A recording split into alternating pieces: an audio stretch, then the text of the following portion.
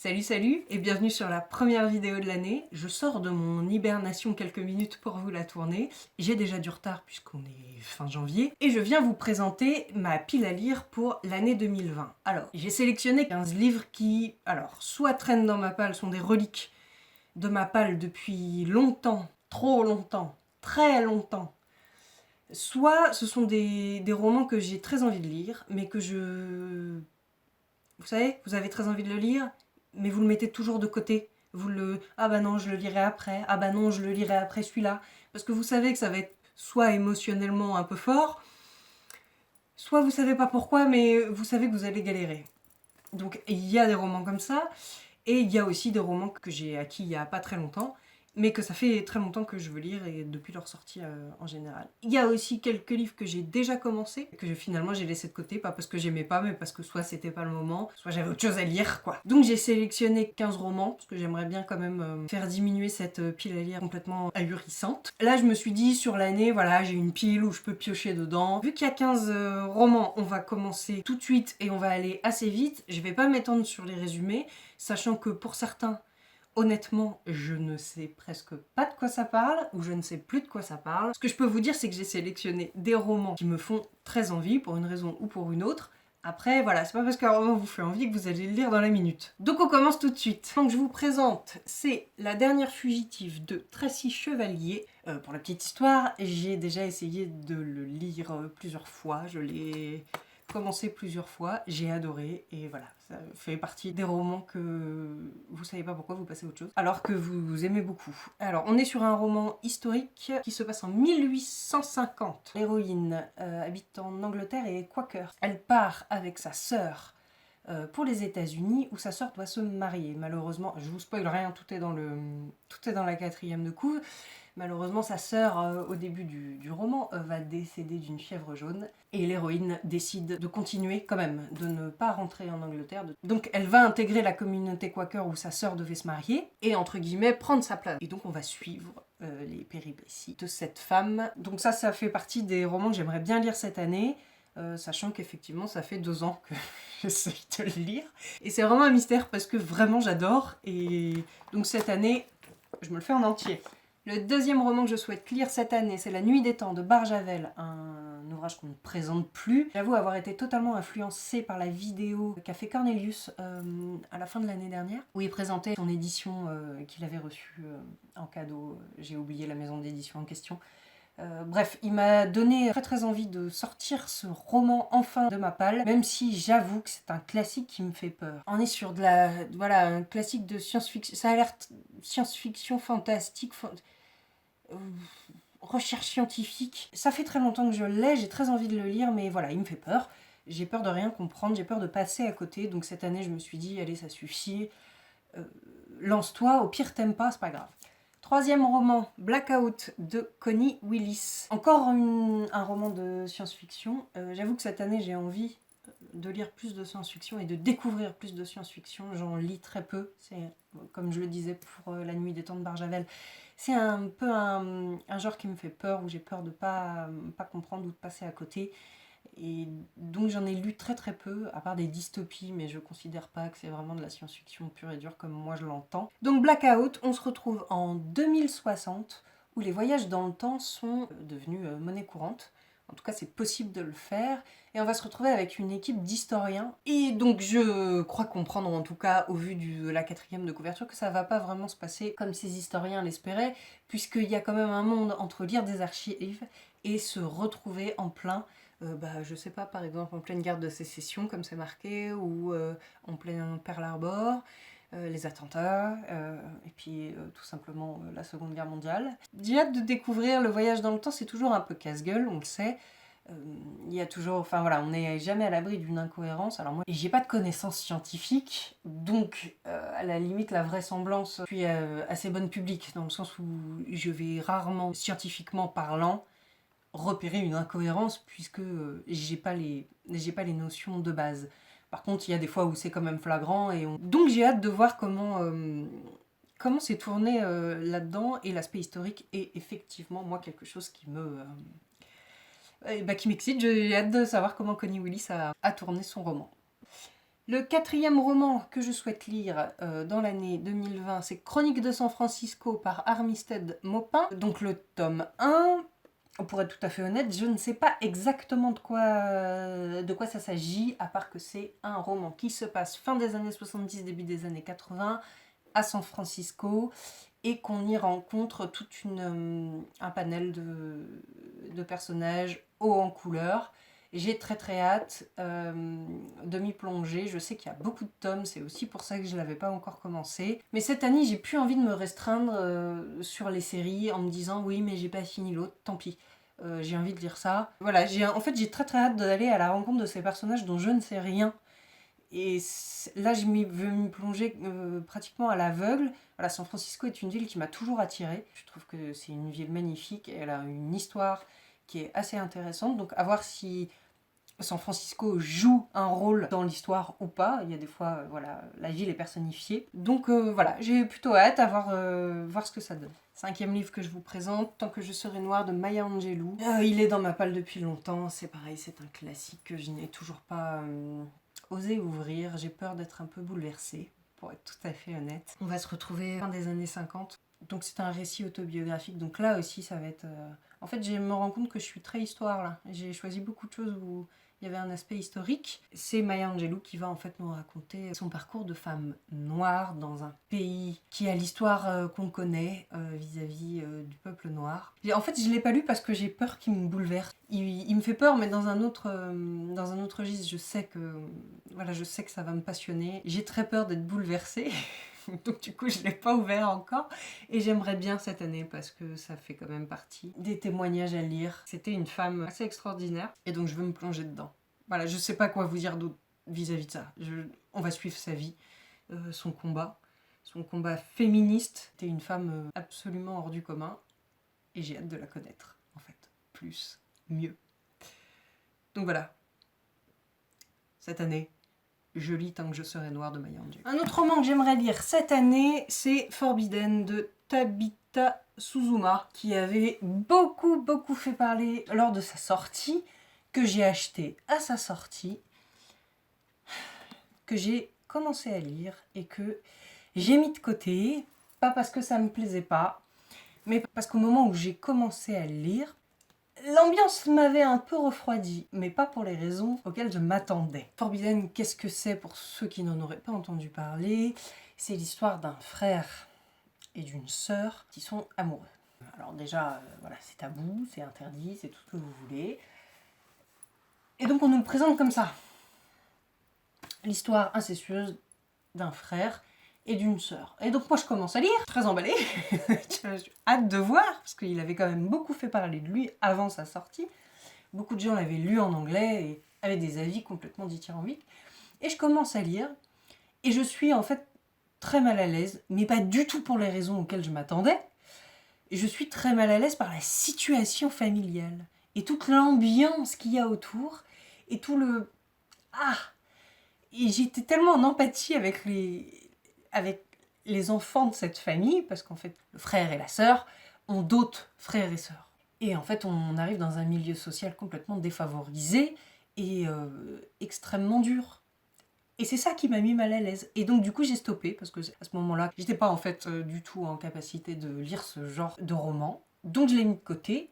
Maintenant, je sais que je vais devoir le commencer un jour où je suis costaud psychologiquement, parce que la psychologie des personnages est quand même assez bien développée, et ça prend un peu au bide quand même. Moi, ça m'a pris au bide la situation de ces deux ados là. Donc je vais le reprendre depuis le début, comme si, voilà, je vais essayer d'oublier cette sensation de malaise que j'avais eue quand je l'avais commencé la première fois, et je vais m'y remettre, parce que c'est vraiment, j'avais trouvé ça vraiment culotté quand même, et vraiment courageux de sortir une histoire comme ça. Après, voilà, à voir comment c'est présenté après, mais c'est tellement des histoires qui sont tabous et dont on ne parle jamais, que je trouvais ça vraiment bien d'en sortir un roman. Donc j'ai hâte de découvrir, même si, voilà, il va falloir que je sois bien accrochée. Une autre lecture que j'aimerais faire cette année, qui est beaucoup plus récente, dans ma palle en tout cas, c'est 1000 petits riens de Jodi Picoult. Picou. Personne dit pareil, je ne sais pas comment on dit. Donc 1000 petits riens, de quoi ça parle? On est aux États-Unis, Et ça va parler de racisme ordinaire, en fait, de racisme ordinaire ou de racisme tout court. On est dans une maternité où la sage-femme est noire et qu'un couple de blancs arrive pour accoucher. Malheureusement, le couple est raciste et le couple va avoir un souci puisque l'enfant ne va pas survivre. Et du coup, il va être pour eux évident d'accuser la sage-femme, si j'ai bien compris. Donc on va suivre ça et une avocate qui va du coup essayer de défendre, comment elle s'appelle, Ruth. Donc voilà, il a eu des avis absolument incroyables. Jodi Picoult est une auteure que j'aime beaucoup. J'avais lu Ma vie avant la tienne il y a quelques années où j'avais été un peu bouleversée par sa plume. Et je trouve qu'au fil des années, en plus, elle prend des sujets... Enfin, elle a toujours des sujets un peu coup de poing, un peu bouleversant. Donc j'ai très très hâte. Je l'ai acquis il y a pas longtemps, mais celui-là il va pas traîner. Et j'en ai marre de faire traîner les livres que j'ai envie de lire. Autre roman qui n'est pas là depuis très longtemps, mais que j'ai énormément envie de lire, c'est La salle de bal d'Anna Hope, qui est également l'auteur Le Chagrin des vivants. J'avais eu un très joli coup de cœur pour Le Chagrin des vivants. J'aime énormément la plume d'Anna Hope, donc ça c'est son deuxième roman. Et dans La salle de bal, ça se passe en 1911, donc là encore un petit aspect historique. Ça se passe en Angleterre. On va se retrouver dans un asile où une femme est là, est internée.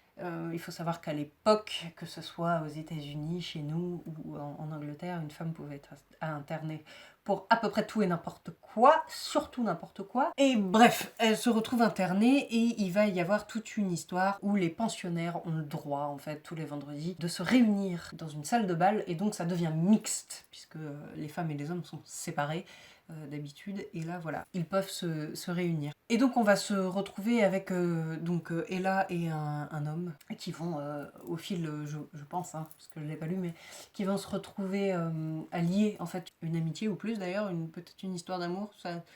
La quatrième de couverture le laisse plus ou moins entendre. Et à côté de ça, on va se retrouver avec un docteur un peu fou. Vous savez, ces docteurs dans les années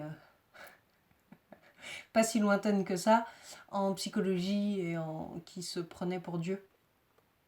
Je pense qu'il y a une histoire d'expérience. Les médecins faisaient un petit peu n'importe quoi avec le cerveau des patients.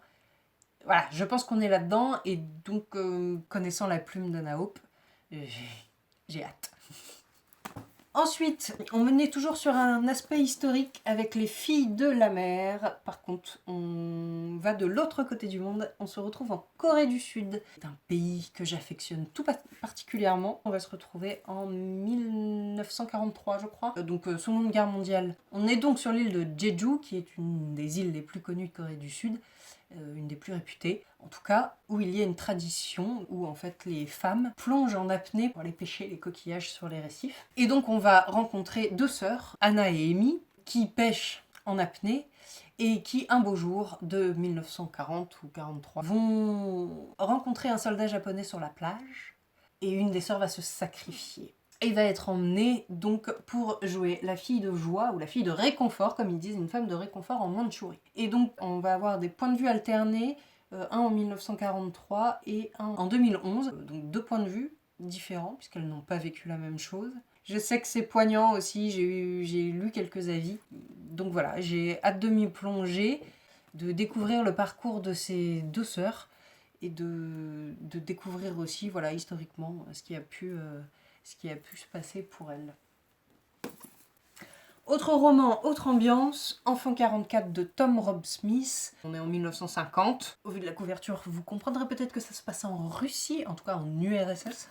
On va donc être sur une enquête. On va suivre Léo. Léo est agent du MGB, police d'État chargée du contre-espionnage. Léo va découvrir le corps d'un petit garçon sauvagement assassiné. Seulement voilà, Léo il est agent du parti, donc il peut pas se permettre de douter du parti, donc pour lui voilà, il y a pas de... le meurtre n'existe pas.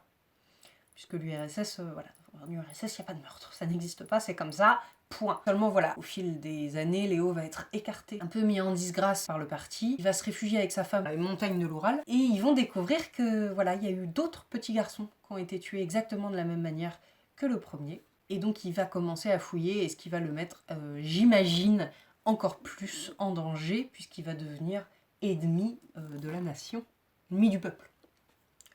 Voilà, alors comme je l'ai déjà dit, moi je suis pas trop polar, mais là c'est associé à de l'histoire.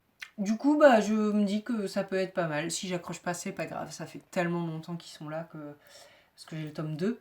À voir ce que ça donne. Je sais pas si j'ai hâte de m'y plonger, mais en tout cas ça m'intrigue. Ensuite, on va retourner dans un peu de science-fiction avec le passage de Justin, je sais pas, Cronin, ou Cronin. Justin Cronin, je pense que ça se dit comme ça. Donc le passage, petite bricasse de 1200 pages, qui est un tome 1. En tout, il y a 3 tomes qui font à peu près la même superficie, on va dire. Pour la petite histoire, j'ai commencé il y a des années à le lire. J'avais beaucoup aimé et il y a une cassure à un moment dans l'histoire qui m'avait fait un peu décrocher. Et le problème, c'est que pour reprendre après, quand on a déjà lu une bonne partie, voilà, c'est un peu compliqué. Donc cette année, j'aimerais en fait le reprendre dès le départ et le lire voilà, d'une traite entre guillemets. Voilà, 1200 pages, ça va me prendre un peu de temps. Mais j'aimerais au moins aller au bout de ce premier tome, à voir si ça vaut le coup que je me procure les autres ou pas. Je sais que j'avais énormément aimé la première partie, où en fait on est dans notre monde à nous, comme on le connaît nous. Voilà. Et il se trouve qu'il va y avoir une mutation. Il va y avoir un problème dans un laboratoire, si je me souviens bien. Hein. Et je peux pas vous lire la 4e de couve parce que la 4e de couve dévoile quelque chose qui se passe exactement à l'endroit où moi j'ai commencé à bugger dans ma lecture et où ça a commencé à moins m'intéresser. Donc on se retrouve en fait dans une... je crois que c'est les États-Unis, mais je suis pas sûre. Voilà, il y a une catastrophe... sanitaire, entre guillemets, où il commence à y avoir des mutations. Alors, on ne dit pas le mot zombie, mais dans mon souvenir, ça ressemblait quand même étrangement à du zombie modifié, quoi. Enfin, bref, mutation. Et voilà, il y a une petite fille dans un laboratoire qui apparemment peut vaincre ce truc-là. Voilà. Et il y a un scientifique qui va essayer de la sortir de la merde dans laquelle elle est. Et ensuite, on a une ellipse. Donc, je vous en dis pas plus. Ensuite, on a une ellipse et on se retrouve 100 ans après. Et je n'en sais pas plus puisque c'est à peu près là où je me suis arrêtée. Je sais juste que du coup, quand on se retrouve 100 ans après, il y a un petit passage qui est un peu longuet. Puisque du coup, il faut qu'on rattrape les 100 dernières années où nous, ça a coupé dans notre lecture. Et qu'on sache exactement quelle est la situation 100 ans après. Donc, c'est très descriptif. C'était pas inintéressant, mais... en comparaison avec la première partie, où il y a de l'action, il y a de l'émotion, voilà, c'était une cassure qui, moi, à l'époque, parce que ça, je vous dis ça doit faire 4-5 ans que j'avais lu la première partie et que j'avais beaucoup aimé. Ça m'avait cassé vraiment dans mon rythme de lecture et j'avais plus envie d'y retourner. Je voulais la suite du début et pas les 100 ans après. Même si je sais que ça arrive plus tard. Mais ça, voilà, ça m'avait cassé dans mon rythme. Je l'avais mis de côté, je l'avais pas repris. Bref, cette année, j'aimerais le lire en entier pour voir si, effectivement, c'est toujours le genre d'histoire que j'aime, si le début est toujours aussi passionnant que ce que j'avais trouvé à l'époque. Si ça l'est pas, je vous dis direct, je vais pas me lire les 1200 pages. Si je réaccroche pas avec le début, je me verrai pas passer le passage très lent, que j'avais trouvé très lent en tout cas à l'époque. Mais ça sera sa dernière chance en fait. Voilà, cette année c'est la dernière chance pour le passage. Le prochain, Le Gang des rêves de Luca Di Fluvio. Alors, ce roman, j'ai très envie de le lire depuis qu'il est sorti. Mais vraiment. Et il me fait peur. C'est l'autre roman qui me fait vraiment peur. Mais pas du tout de la même manière que Barjavel. C'est-à-dire qu'il a été tellement aimé, il a eu tellement de bonnes critiques que j'ai vraiment une trouille bleue de passer à côté.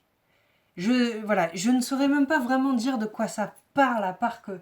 Puis je suis pas sûre que ce soit encore un roman qui ait besoin d'être présenté. On est dans le New York des années 20. On va suivre toute la vie de Christmas, début dans les années 20, et je suppose du coup on va tracer aussi l'histoire du coup des États-Unis. En fait, je sais pas de quoi ça parle.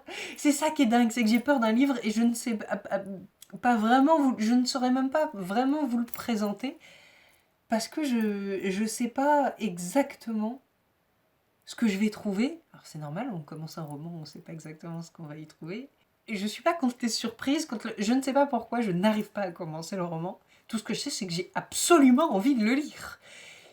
J'ai tellement entendu de bonnes critiques que je me dis, mais pourquoi moi j'aurais pas le droit de ressentir ce que les gens ont ressenti quand ils l'ont lu? Et pourtant, voilà, je le mets toujours pareil. Je dis, ah oui, c'est vrai, il y a celui-là, je veux le lire. Et je passe à un autre parce que je pense que j'ai très peur d'être déçue.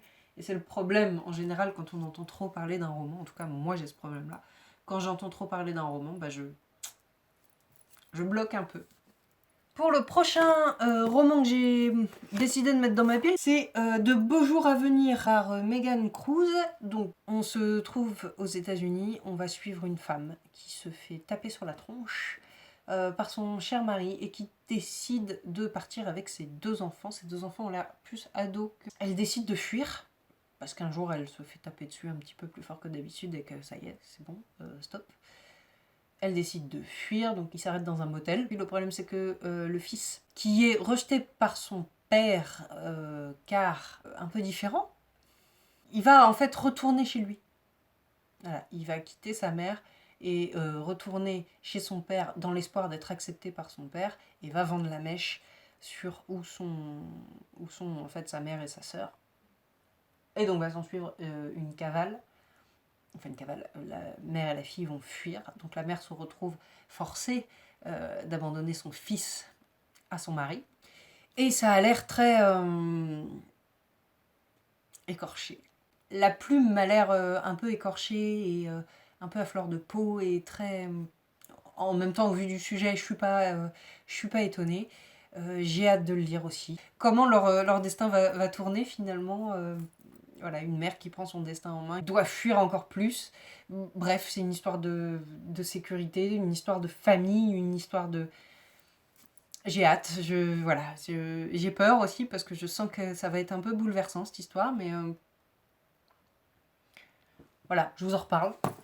Avant-dernière lecture que je vous présente, Confession d'un gang de filles par Joyce Carol Watts. Là, on va se retrouver New York des années 50 dans un lycée où 5 lycéennes vont décider de créer ce gang de filles pour se venger des humiliations qu'elles ont subies et donc pour ne pas rester impuissantes face aux injustices qu'elles ont vécues en tant que femmes. Donc forcément c'est un sujet qui m'intéresse. J'étais censée le lire l'année dernière, en 2019, dans le cadre du Femini Books Challenge, que je n'ai pas tenu, donc je n'ai pas lu celui-là.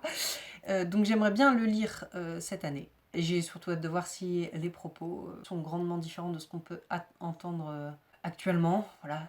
Parce que c'est dans les années 50, les propos seront différents? J'en doute. Mais bon. Alors après, il n'a pas été écrit dans les années 50, hein, mais justement. Voilà, ça, Claire, ça c'est sûr, je le lis cette année. Et le dernier, Jonathan Strange and Mr. Norrell de Susanna Clarks. Donc là, on a un aspect historique, un aspect fantasy et un aspect fantastique en Angleterre. Et roman d'aventure, féerique et romantique. Où vont s'affronter, pour le peu que j'ai compris du résumé, vont s'affronter 2 magiciens. Donc la magie existe dans ce monde et de notoriété publique. Ça se passe en 1806, en pleine guerre napoléonienne. Et ça se passe en Angleterre. Et donc 2 magiciens qui travaillaient ensemble, donc Jonathan Strange, un magicien, et Mr. Norrell, un autre magicien, qui travaillaient plus ou moins ensemble, vont se retrouver en fait rivaux. Et donc c'est leur histoire. J'avoue que en fait je ne sais pas du tout à quoi m'attendre. J'en ai entendu beaucoup de bien, j'en ai entendu beaucoup de mal. J'ai voulu le lire pendant très longtemps. Je l'ai enfin trouvé. Et donc j'aimerais bien le lire cette année. Je l'ai eu là, à la fin de l'année dernière. Celui-là, j'aimerais bien qu'il traîne pas parce que il m'intrigue. Je ne sais pas du tout ce que je vais y trouver. Ça a l'air complètement anglais. En fait, c'est ça. Ça a l'air complètement anglais, donc ça m'attire complètement. Donc voilà, c'est le dernier roman que je vous présente. Il fait pareil, il pèse son poids. Hein.